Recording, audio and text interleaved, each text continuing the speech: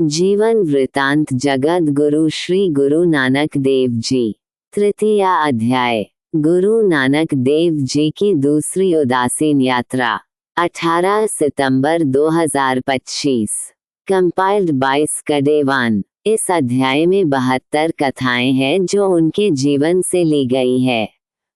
तारांकन हर रोज कथाएं कर्म अनुसार पोस्ट होगी। आज कथा संख्या 3। शेख ब्रह्मद जी पाकपटन प0 पंजाब। श्री गुरु नानक देव जी दीपालपुर से पाकपटन पहुँचे। वहाँ पर सूफी फकीर बाबा फरीद जी, जो 12वीं शताब्दी में हुए हैं, का आश्रम था। उन दिनों उनकी गद्दी पर उनके 11वें उत्तराधिकारी शेख ब्रह्मद जी विराजमान थे। गुरुदेव ने नगर की चौपाल में भाई मर्दाना जी को कीर्तन प्रारंभ करने को कहा। कीर्तन की मधुरता के कारण बहुत से श्रोतागण इकट्ठे हो गए। गुरुदेव ने शब्द उच्चारण किया, आपे पटी कलम आपी ऊपरी लेखो भीतू, एको कहिए नानका दूजा काहेकू। भीड़ को देखकर शेख ब्रह्मद जी का एक मुरीद भी वहां पहुंच गया। उसने गुरुदेव के कलाम को सुना, समझा और विचारने लगा कि यह महापुरुष कोई अनुभवी ज्ञानी है। इनकी वाणी का भी तत्वसार उनके प्रथम मुर्शिद फरीद जी की वाणी से मिलता है कि प्रभु केवल एक है, उसके अतिरिक्त कुछ भी नहीं। जहाँ तहाँ सब कुछ उसी का प्रसार है। जब वह वापस आश्रम में पहुंचा तो उसने यह बात शेख ब्रह्मद जी को बताई कि उनके नगर में कोई पूर्ण पुरुष आए हुए हैं जो कि गाकर अपना कलाम पढ़ते हैं, जिसका भावार्थ अपने मुर्शिद फरीद जी के कलाम से मेल खाता है। ये जानकारी पाते ही शेख बम जी रह नहीं पाए। वह स्वयं दीदार करने की इच्छा लेकर आश्रम से नगर में पहुंचे। गुरुदेव द्वारा गायन किया गया कलाम उन्होंने बहुत ध्यान से सुना, बहुत प्रसन्न हुए तथा गुरुदेव से अपनी शंकाओं का समाधान पाने के लिए कुछ प्रश्न करने लगे। इस मानव समाज में बुद्धिजीवी कौन कौन हैं? गुरुदेव ने उत्तर दिया, जो व्यक्ति मन से त्यागी हो परंतु आवश्यकता अनुसार वस्तुओं का भोग करे। दूसरा प्रश्न था, सबसे बड़ा व्यक्ति कौन है?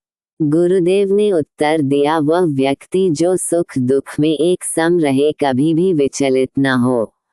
उनका अगला प्रश्न था, सबसे समृद्धि प्राप्त कौन व्यक्ति है? इसके उत्तर में गुरुदेव ने कहा, वह व्यक्ति जो तृष्णाओं पर विजय प्राप्त कर संतोषी जीवन व्यतीत करे। उनका अंतिम प्रश्न था, दीन दुखी कौन है? इसके उत्तर में गुरुदेव ने कहा, वह व्यक्ति जो आशा तृष्णा की पूर्ति के लिए दर दर भटके। तत्पश्चात गुरुदेव से शेख ब्रह्मद जी के अनुयायी कमाल ने प्रश्न किया, हमें सम्मान किस युक्ति से मिल सकता है? तो गुरुदेव ने उत्तर दिया, दीन दुखियों की निष्काम सेवा करने से आदर मान प्राप्त होगा। उनका दूसरा प्रश्न था, हम सबके मित्र किस प्रकार बन सकते हैं?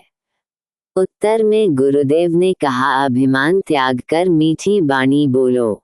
गुरुदेव कुछ दिन शेख ब्रह्मद जी के अनुरोध पर उनके पास पाकपटन में रहे।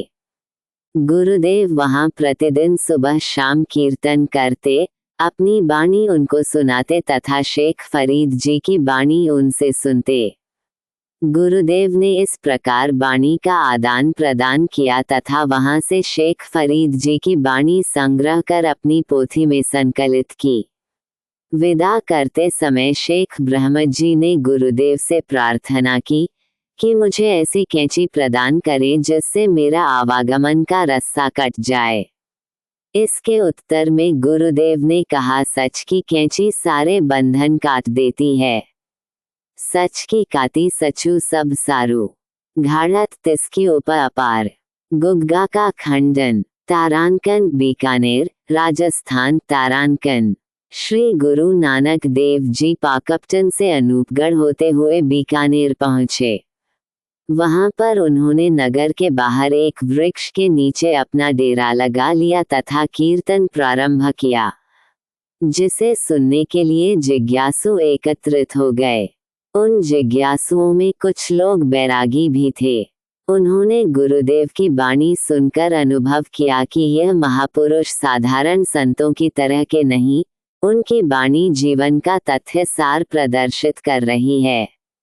अतः इन महापुरुषों से आध्यात्मिक मार्ग का ज्ञान प्राप्त होने की संभावना है, इसलिए ज्ञान प्राप्ति के लिए निवेदन किया।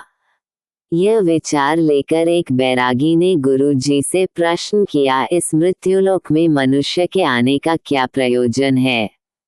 उत्तर में गुरुदेव ने कहा, यह मनुष्य जन्म ही एकमात्र ऐसा जन्म है जिसके स्थल हो जाने पर आवागमन का चक्र समाप्त हो जाता है। दूसरा वैरागी बोला, यह मनुष्य जन्म किस प्रकार सफल किया जा सकता है? परमेश्वर की प्राप्ति किस विधि से हो सकती है? जब लघु शब्द भेदु नहीं आया तब लघु कालु संताए। अन कोदरो घरो कबहु न जानसी एको दरु सचियारा। गुर प्रसादि परम पदु पया नानक कहे विचारा। राग भैरू, पृष्ठ 1126। गुरुदेव ने उत्तर देते हुए मधुर वाणी में कहा, प्रभु का नाम ही एकमात्र जीवन सफल करने का साधन है, परंतु आराधना की युक्ति, शब्द भेद का ज्ञान होना अति आवश्यक है। शब्द के बल पर ही मनुष्य उस सच्चिदानंद के द्वार पर पहुंचता है तथा उसकी भटकन समाप्त होती है। परंतु ये सब कुछ प्रभु की कृपा के पात्र बनने से प्राप्त होता है। भावार्थ, प्राणी को प्रत्येक क्षण उस प्रभु के दास बनकर जीवन जीना चाहिए। इस पर बैरागी बोले, गुरुदेव आप ठीक कहते हैं, परंतु यहाँ के निवासी आपकी विचारधारा के विपरीत आचरण करते हैं। वे अपने प्रत्येक गांव में गोगा नाम के एक राजपूत फकीर की कब्र बनाकर उसकी पूजा करते हैं। क्या ऐसा करने से किसी फल की प्राप्ति हो सकती है? इसके उत्तर में गुरुदेव ने कहा, किंवदंतियों अनुसार तो गुग्गा नाम का व्यक्ति जीवित रहते अपनी माता को प्रसन्न नहीं कर पाया, क्योंकि उसकी मंगेतर को उसके सौतेले भाई विवाह कर ले गए थे तथा सौतेली माता के श्राप से उसकी मृत्यु हुई। ऐसे व्यक्ति मरने के पश्चात किसी का क्या संवार सकते हैं जो स्वयं जीवन भर सांसारिक झमेलों से परेशान रहे हैं। खैर, बात समझने की है कि सभी सुखों का दाता एक ही भगवान है, जिसे हम अकाल पुरुष कहते हैं, अर्थात जो अमर है, जो काल से ऊपर है। करी कृपा राखो रखवाले, बिनु बुझे पशु भय बेताले। गुरी कहिया अवरो नहीं दूजा, किसु कहो देखी करो अनपूजा।